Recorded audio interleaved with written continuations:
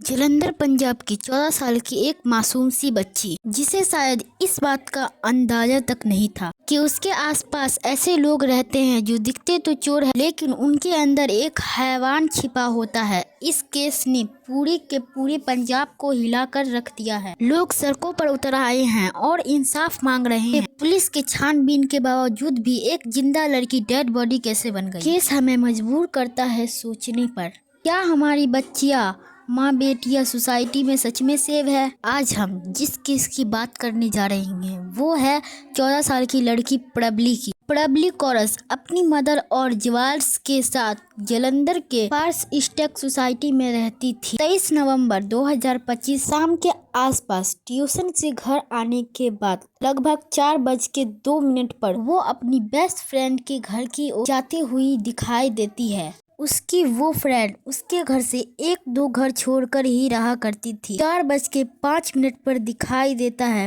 Probably अपनी friend के घर जाती है बिना सोचे कि ये छोटी सी एंट्री उसकी जिंदगी की सबसे बड़ा गलत फैसला बनने वाला है। 1 घंटा बीत जाता है लेकिन प्रबली घर वापस नहीं लौट। इतना टाइम बीत जाने की वजह से उसकी मदर को थोड़ी चिंता होती है। वह सोसाइटी में उसे ढूंढने निकल जाती है। आसपास के घरों में पूछती है लेकिन हर जगह सिर्फ एक ही जवाब मिलता है, नहीं, प्रबली यहाँ नहीं आई। वो उसी बेस्ट फ्रेंड के घर जाती है जिसके घर प्रबली 4 बजे गई थी। 3 बजती है और सामने आते हैं रविंद्र सिंह, जो प्रबली के ही बेस्ट फ्रेंड के फादर। तभी प्रबली की मदर पूछती है क्या प्रबली यहाँ आई है, लेकिन सामने से जवाब आता है हाँ, वो कुछ देर पहले आई थी पर अब वह यहाँ से जा चुकी है। ये सुनते ही मदर का दिल बैठ जाता है क्योंकि इतनी छोटी बच्ची 13 से 14 साल की बिन अपनी मदर को बताए, बिना फोन के, बिना किसी को कुछ कहे कहाँ जा सकती है। इस टेंशन को कर पूरा का पूरा मोहल्ला 14 साल की लड़की को ढूंढने में लग जाता है। शाम के 6 बज चुके थे। प्रबली को घर से गायब हुए लगभग 2 घंटे हो चुके थे, इसलिए सब मिलकर पुलिस स्टेशन जाते हैं। वहां एक कंप्लेन लिखवाते हैं। इसी बीच सोसाइटी के लोगों को सीसीटीवी फुटेज मिल जाती है जिसमें क्लीन दिख रहा है कि प्रबली 4 बजे अपने दोस्त के घर जा रही है। लेकिन ये चीज देखकर सबका उस घर की ओर जाता है, लेकिन कोई घर में घुसने की हिम्मत नहीं कर रहा था क्योंकि सबको ये लगता था कि बिना किसी परमिशन के किसी के घर में तलाशी कैसे ले सकते हैं। लेकिन थोड़ी देर बाद ही एएसआई मंगतराम अपने 1-2 कांस्टेबल के साथ घर तक पहुंचते हैं। लोग उन्हें सीसीटीवी फुटेज दिखाकर घर की तलाशी लेने की रिक्वेस्ट करते हैं। मालिक रविंदर सिंह पहले तो घर से बाहर आकर बोलता है कि यहाँ पर कोई नहीं है, लेकिन पब्लिक प्रेशर की वजह से पुलिस को अंदर जाना पड़ता है एंड करके आनी पड़ती है। पुलिस जैसे ही एंट्री करती है सबसे पहले अंदर से गेट बंद कर देती है एंड घर की तलाशी लेना शुरू करती है। कुछ बाद पुलिस घर से बाहर आती है एंड एक अजीब सी शांति के साथ कहती है हमने पूरा घर चेक कर लिया है लेकिन लड़की अंदर नहीं है। लोग गुस्से और बेचैनी से चिल्लाते हैं अच्छे से चेक करो, सीसीटीवी फुटेज को देखो कि अंदर ही है। पुलिस किसी की भी नहीं सुनती एंड वहां से चुपचाप चली जाती है। सबकी जबान पर बस एक ही सवाल थी कि प्रबली गई तो गई कहाँ।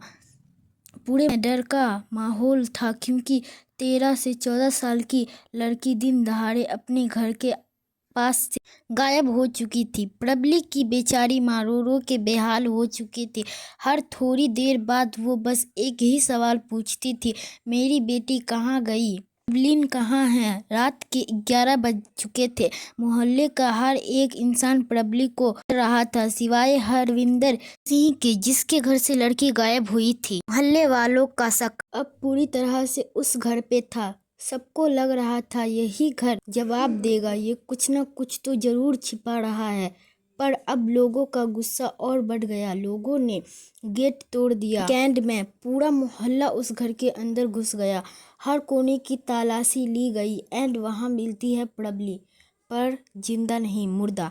तो प्रबली की डेड बॉडी बाथरूम में पड़ी हुई मिलती है एंड उसके गले पर निशान थे जिससे साफ साफ क्लियर हो रहा था कि उसका दम घुट कर गला दाबकर मर्डर किया गया है। उसके कपड़े फटे हुए थे, बॉडी पर भी निशान थे जो एक ही ओर इशारा कर रहे थे कि उसका रेप हुआ है। पब्लिक बिल्कुल पागल हो गई है। उसने उसी टाइम रविंदर को पकड़ लिया, मारपीट लात घुसे, यहाँ तक कि उसकी हड्डियां तक तोड़ दी गई, घर पर पत्थर बरसाई गई, कार तोड़े दी गई। गुस्सा इस हद तक पहुंच गया था कि पूरा का पूरा मोहल्ला उसे जिंदा जलाने को तैयार था। पुलिस मौके पर वहां पहुंच तो गई लेकिन पब्लिक का गुस्सा इतना बढ़ चुका था कि पुलिस भी कंट्रोल नहीं कर पाई के लोगों ने ठान लिया था कि इस गुनहगार को सजा मिलेगी और इसी वक्त मिलेगी। लेकिन जैसे तैसे करके पुलिस ने रविंदर को बाहर निकाला और हॉस्पिटल में एडमिट करवा दिया ताकि उसके ठीक होते ही उसको हिरासत में ले लिया जाए। 24 नवंबर 2025 रविंदर को थोड़ा होश आता है एंड वहां से निकलता है पूरी की पूरी घिनौनी हरकत का सच।